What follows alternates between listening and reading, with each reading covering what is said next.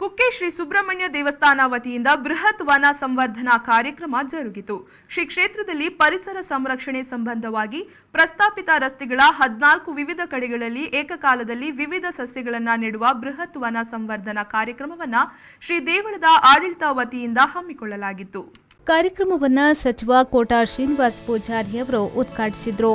ಇದೇ ವೇಳೆ ಮಾತನಾಡಿದ ಅವರು 14 ಕಡೆ ಏಕಕಾಲದಲ್ಲಿ ಗಿಡ ನೆಟ್ಟು ಎಲ್ಲ ಧಾರ್ಮಿಕ ಕೇಂದ್ರಗಳಿಗೆ ಮಾದರಿಯಾದ ಕಾರ್ಯವನ್ನ ಕುಕ್ಕೆ ಶ್ರೀ ಸುಬ್ರಹ್ಮಣ್ಯ ದೇವಸ್ಥಾನ ಮಾಡಿದೆ ಎಂದು ಹೇಳಿದರು. ಕರ್ನಾಟಕ ರಾಜ್ಯದಲ್ಲಿ ಒಂದು ಬಹುದೊಡ್ಡ ಧಾರ್ಮಿಕ ಕೇಂದ್ರವಾಗಿ ರೂಪುಗೊಂಡಿರುವುದು ನಮ್ಮ ಕುಕ್ಕೆ ಸುಬ್ರಹ್ಮಣ್ಯ ದೇವಸ್ಥಾನ. ಕುಕ್ಕೆ ಸುಬ್ರಹ್ಮಣ್ಯ ದೇವಸ್ಥಾನದಲ್ಲಿ ಯಾವ ಮಾರ್ಗಸೂಚಿ ಯಾವ ಮಾರ್ಗದರ್ಶನ ಸಿಗುತ್ತೋ ಅದು ಇಡೀ ಕರ್ನಾಟಕ ರಾಜ್ಯದ ಎಲ್ಲ ದೇವಸ್ಥಾನಗಳಿಗೆ ಕೂಡ ಸ್ಫೂರ್ತಿ ಕೊಡುತ್ತೆ ಅಂತ ನಂಬಿಕೊಂಡು ನಾವು ಬಂದವರು. ಆ ಹಿನ್ನೆಲೆಯಲ್ಲಿ ಇವತ್ತು 14 ಕೇಂದ್ರಗಳನ್ನು ಗುರುತಿಸಿ 14 ಗಣ್ಯರನ್ನ, ಮಂತ್ರಿಗಳನ್ನ, ಶಾಸಕರನ್ನ, ನಮ್ಮ ಆಯುಕ್ತರನ್ನ, ಬೇರೆ ಬೇರೆ ಅಧಿಕಾರಿಗಳನ್ನ ಮತ್ತು ನಿವೃತ್ತ ಹಿರಿಯರನ್ನ ಈ 14 ಕೇಂದ್ರಗಳಲ್ಲಿ ಅಪರೂಪದ ಔಷಧ ಗುಣವುಳ್ಳಂಥ ಗಿಡಗಳು, ಹಣ್ಣಿನ ಗಿಡಗಳು, ಪ್ರಾಪಂಚಿಕವಾಗಿ ಬಹಳ ಮರೆಯಾಗುತ್ತಿರುವಂತಹ ಅಪೂರ್ವದ ಸಸ್ಯದ ಗಿಡಗಳನ್ನು ನೆಡುವಂತಹ ಕೆಲಸ ಕಾರ್ಯಗಳನ್ನು ಸುಬ್ರಹ್ಮಣ್ಯ ದೇವಸ್ಥಾನದ ಆಡಳಿತ ಮಂಡಳಿ ಅಧ್ಯಕ್ಷರು ಮತ್ತು ತಂಡ ನಮ್ಮ ಮಂತ್ರಿಗಳ ಮಾರ್ಗದರ್ಶನದಲ್ಲಿ ಮಾಡ್ತಾ ಇದ್ದಾರೆ.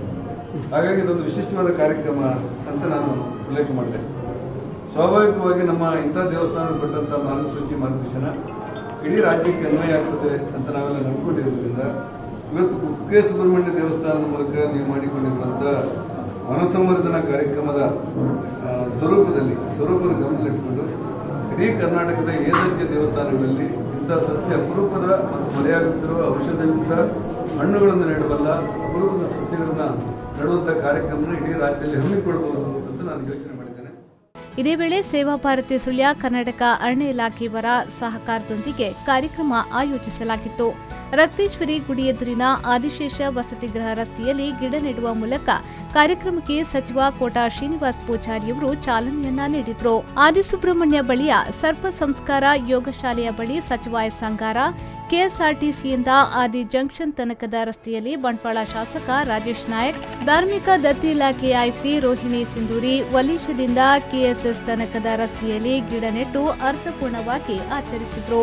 ಈ ಸಂದರ್ಭದಲ್ಲಿ ರಾಜ್ಯ ಧಾರ್ಮಿಕ ಪರಿಷತ್ನ ಸದಸ್ಯ ಕಶೇಕೋಡೆ ಸೂರ್ಯನಾರಾಯಣ್ ಭಟ್, ಬೆಳ್ತಂಗಡಿ ಶಾಸಕರಾದ ಹರೀಶ್ ಪೂಂಜಾ, ಮೂಡಬಿದ್ರೆ ಶಾಸಕರಾದ ಉಮಾನಾಥ್ ಕೋಟ್ಯನ್, ವ್ಯವಸ್ಥಾಪನಾ ಸಮಿತಿಯ ಅಧ್ಯಕ್ಷ ಮೋಹನ್ ರಾಮ್ ಸುಳ್ಳಿ, ರಾಜ್ಯ ಪರಿಷತ್ ಸದಸ್ಯ ಗೋವಿಂದ್ ಭಟ್, ಎಸಿಎಫ್ ಕಾರ್ಯಪ್ಪ, ಧಾರ್ಮಿಕ ದತ್ತಿ ಇಲಾಖೆಯ ಅಭಿಜಿನ್, ಉದಯ್ ಕುಮಾರ್, ಸಹಾಯಕ ಉಪಾಯುಕ್ತ ಯತೀಶುಳ್ಳಾಲ್, ಜಯಪ್ರಕಾಶ್, ಕಾರ್ಯನಿರ್ವಹಣಾಧಿಕಾರಿ ನಿಂಗಯ್ಯ, ವ್ಯವಸ್ಥಾಪನಾ ಸಮಿತಿಯ ಸದಸ್ಯರು, ಮಾಸ್ಟರ್ ಪ್ಲಾನ್ ಸದಸ್ಯರು, ಗ್ರಾಮ ಪಂಚಾಯತ್ ಅಧ್ಯಕ್ಷೆ, ಉಪಾಧ್ಯಕ್ಷೆ, ಸದಸ್ಯರು, ಸ್ಥಳೀಯ ಮುಖಂಡರು, ದೇವಸ್ಥಾನದ ಸಿಬ್ಬಂದಿಗಳು ಉಪಸ್ಥಿತರಿದ್ದರು.